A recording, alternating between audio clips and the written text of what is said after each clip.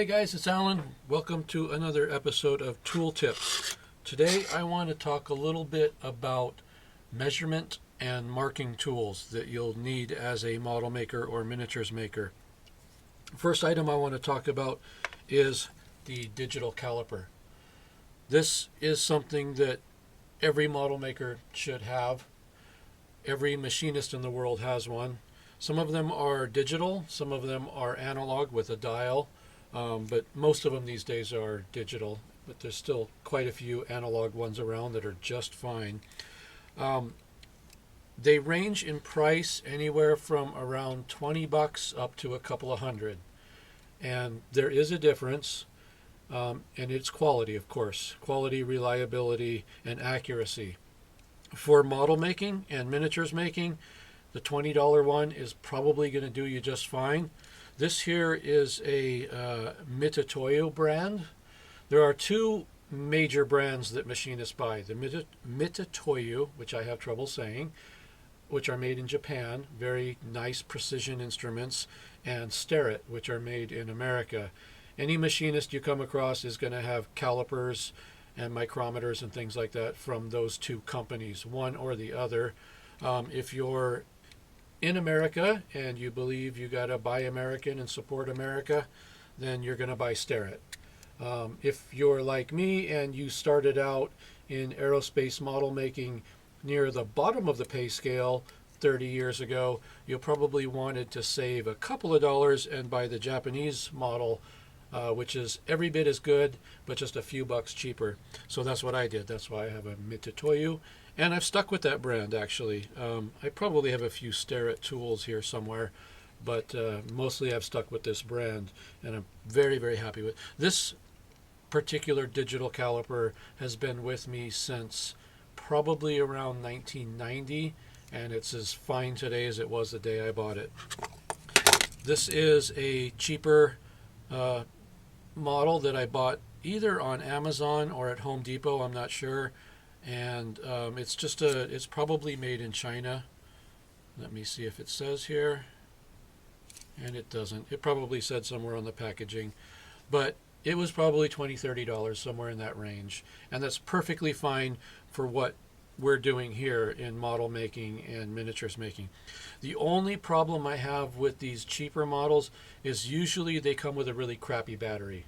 Once the battery goes dead and you replace it with a good, Everready or Duracell or whatever, then you're fine again. The first battery that they come with is probably not going to last you very long. But other than that, they're just fine, good, smooth operating. So if you're not familiar at all with what a digital caliper is or what it does, it has a digital display, and you can select usually between inches and millimeters. Some of them even have fractional displays. They'll go 1/16th, 1/32nd, whatever. Those aren't of much use. Mostly you're going to be using decimals, either decimal inches or decimal millimeters. So you select the unit of measure you want, and then if you have a miniature like this vehicle and you want to check its length, you put it in between the jaws, close it up, and you find out that it's 25.24 millimeters or 0.9940 inches. It's usually in inches. They're out to about 4 decimal places, so that's really, really exact, more exact than you're ever going to need as a model maker, but machinists definitely count on that kind of stuff. So they're good for measuring the width, length, whatever, diameter of things. They're also good for inside measurements. That's what this bit out here is for. If you have, I don't know if I have any, okay, say this thing here, this little master for a fuel tank. If I wanted to know what the distance was across the inside, I would bring these out until they touch, and I know that it is 1.5890 inches. So those are the two main uses for that. It can also measure the depth of holes, and that's what this business on the end is for. Like, for instance, if I wanted to know how deep this hole was in here, I put that in and bring it down until it touches, and it better be an inch. It is an inch, because this is a 1, 2, 3 block, and if you saw one of my first episodes, you know that 1, 2, 3 blocks are 1 by 2 by 3. So those are the things it does. They can also be used for marking. It's not really what they're designed for, but it's a cool use. If you had a piece of plastic here, what most people call plastic card. I've never called it that, but it seems to be a very popular name. If you had a piece of plastic card and you wanted to score a line on it 1 inch up, you would set this to 1 inch. Once you get it set, you can lock it in position, and then you can, let's see if I can show you this here, put one of the whatever these things are called down here, and then just go across, and you're marking. It'll scribe a line on there at 1 inch. If you do that a couple of times, then you'll just be able to break this card right on there. If you were a machinist and you were laying out a part that was made of metal, you would put a die on the metal, and then you would do the same thing, and it would scratch the die, and you would have a very nice clean line at 1 inch. It's a fairly accurate way of doing it. It's very accurate for what we do. A machinist in a shop doing something, very high precision would probably get yelled at for not using a height gauge and using this instead. But for what we do, if you want to make a mark at a 1/2 inch on a part and just, for reference, it's fine. So there's your digital caliper and the cheaper model. Those are very handy to have in your shop. The other thing you need for measuring and marking is you need a scale. This is not a ruler, this is a scale. Rulers are generally made of wood, and they've got numbers printed on them.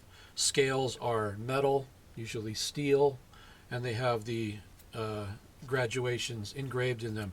Normally here in America, one side is going to be in fractions, 1/8 of an inch and 1/16 of an inch, and the other side is going to be in decimals, hundredths and thousandths. These, I don't even know what they cost anymore. I have so many of them laying around. Any machinist you run into is going to have a dozen of these scattered around their shop. For model making, you can save a few bucks if you know a good tool store near you. Sometimes they'll have factory seconds. That's where they've manufactured these, they've put them in the calibration machine, they've measured them, and they're off by 1/1000th of an inch or something. And what they do is they scratch out the name and put it in a bin of rejects and sell them for pennies on the dollar. For model making, they're just fine. So I have a few of those with the scratched off name. I think this one is made by Fowler. I can see enough of the name there that that's who made it, I think. But it's good for measuring things, and also good for marking. When you have a piece of plastic card or something and you want to mark it with an X-Acto knife or something, or cut it with the X-Acto knife, you need something metal you're not going to cut into. A plastic ruler or a wooden ruler you're going to cut into, and you're not going to get a decent line. So they normally come in America, normally in 6-inch or 12-inch. And like I said, they're laying around all over the place. I've got bunches of them. You can't live without them. So probably the last thing, one of the last things I'm going to talk about is what's called a combination square. Combination square is usually adjustable. It is a steel scale.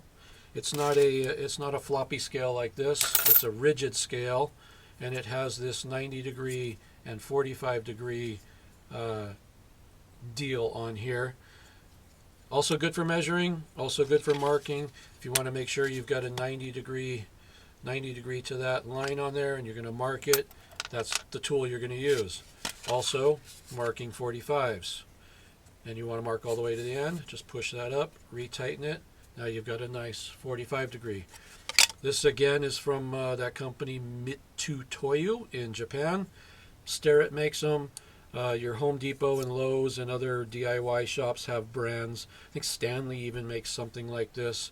This is something that's fairly precision that a machinist would have, but there are cheaper brands that you can buy, and they'll do just as well.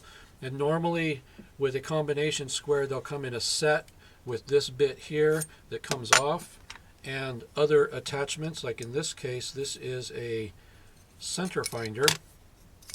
Let me show you how this works. It's always a little hard to get this on. There we go. This works for round objects. If you had a round object and you wanted to know where the center was, Of course, you wouldn't be using a Sharpie pen, but you can mark a line, turn it, mark another line, and you've got your center. Like I said, you wouldn't use a Sharpie because the width of the line puts you off a little bit in each direction, but that's close enough for demonstration purposes. So this is a combination square set. That's something really good to have. And they come in all different sizes. This is a 6-inch one. This is from a 12-inch set. The bits I have for it are somewhere else in the shop. But so it's just a grown-up version of this guy. If you just need to do a lot of marking things out at 90 degrees and you're not going to do a lot of measuring, there is something called a Machinist square, and that's all this does. All it does is 90 degrees. And again, if you were a machinist, you'd have several of these in different sizes. They'd be calibrated and inspected, and they would be not 89.99 degrees, they'd be 90 degrees. But for us in the model shop, this here, if this is off by 100th of a degree, nobody's ever going to know or care. But generally, they're pretty damn accurate. Last thing, here's something else. Oh, this is actually made by Starrett, made in America. This is a pair of dividers. This is probably one of the oldest tools in a machinist toolbox. These have been around forever. And these are just for marking.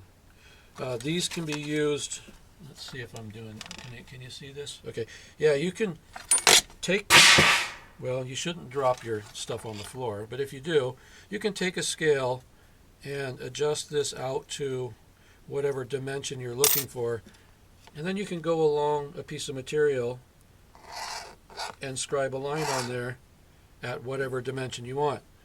Also, it looks a bit like what we call in school a compass. It can be used that way as well.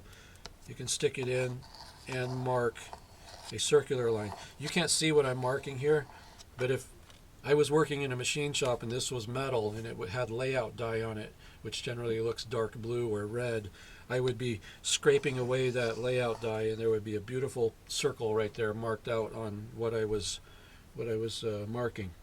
So that is a divider. Come in all different sizes, and they're great for marking things as well. So those are your tools for marking, measuring, laying out parts. So if I was to tell you what I think you should get, if you don't have any of these tools, and you're a model maker or a miniatures maker, probably the first thing I would recommend would be a tie. It would be a tie between just a simple metal scale and a pair of digital calipers, because in a way this can do pretty much what this does. If you get a 6-inch caliper, you can use it for measuring anything up to 6 inches, and this is a 6-inch caliper. They make 4-inch calipers, and they're about that big, and they make bigger ones. I've seen them up to a couple of feet, but it would be between these two. If you only have a couple of dollars to spend, get a scale. You got to have a scale so you can measure things and you can mark out straight lines. If you have 20, 30 bucks and you want to spend it on something nicer and something digital and cool, get yourself a set of digital calipers. After that, probably the combination square, whether it's just a 90-45 combination or it has the center finder also, whichever, that's a pretty good investment.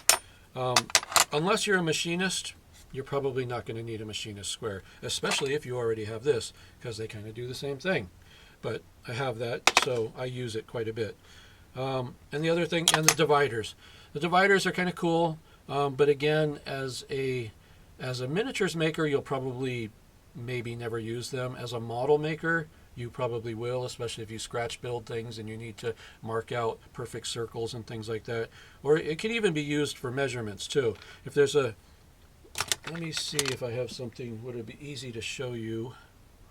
Well, if I can get close enough. If I had this miniature here, and for some reason I needed to know the distance between the center of this cupola and that hatch there, I could actually use this to find that distance and then go to my metal scale and actually measure it and find out that it's looks like about 0.4 inches. But like I said, the divider and the machinist square are probably the two things in this set of tools here that you probably won't have a lot of use for. Got to get something to measure with, something to make straight lines with. Digital caliper is very handy. Things like center finders are very nice to have. And these are all things that come from the world of machinists, and they work great in the model making world as well. I couldn't be without any of these, actually. Well, I could probably be without this, I guess, and just use the points on here, but this does come in handy sometimes. So there you go. There's some new tools for you. I've probably just cost you a few bucks, and you're going to go off and buy a few of these, I hope, unless you already have them. But if you do buy them, you're going to find that they help you out a lot, and you're going to become a better model maker or miniatures maker. So I hope that's helpful to you. Thanks a lot for watching, and we'll talk to you again real soon.